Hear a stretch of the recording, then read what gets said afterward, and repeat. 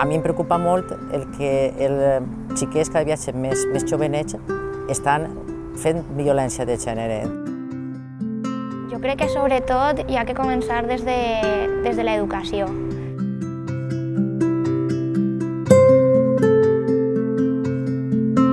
Que sàpiguen que els nanos, les nanes són exactament igual, ningú té que sometre a ningú.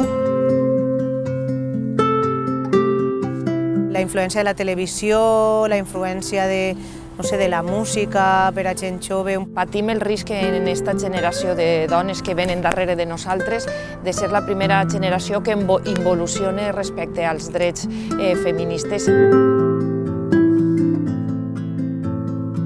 La realidad de lo que nos está ocurriendo, que cuando tenemos un caso próximo, es cuando realmente nos damos cuenta de que no es algo ajeno a nuestras vidas y que lo tenemos a nuestro alrededor.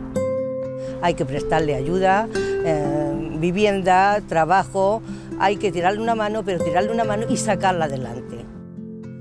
Hem de seguir treballant, hem de seguir conscienciant, no sols a les dones, sinó que hi ha que incloure ja en este treball als homes i entre tots.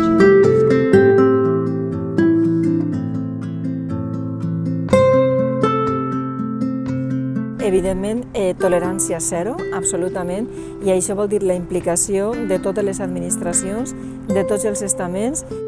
Creo que ha quedado ya atrás, ¿no?, el momento tan solo del minuto de silencio o de la bandera colgada en la fachada, ¿no? Es el momento de dar pasos hacia adelante. És molt important tindre una consignació pressupostària.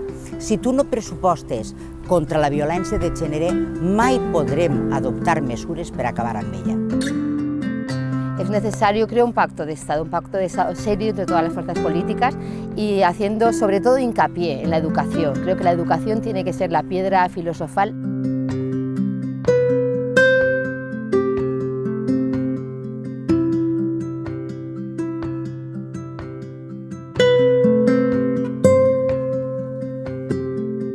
Cal educar contra la violència de gènere. La violencia de género es la mayor de las desigualdades. Ni una más por culpa de la violencia de género. No toleres mai ningú tipus de violència. No és no, i si no és sí, també és no. No permitas el maltrato. Violència de gènere, tolerància zero. Tu eres l'ama del teu cos, que ningú violente la teua voluntat. El futur és de les dones. Ni una més. Educa contra la violència de gènere. Una societat moderna no pot permetre's que hi hagi violència de gènere.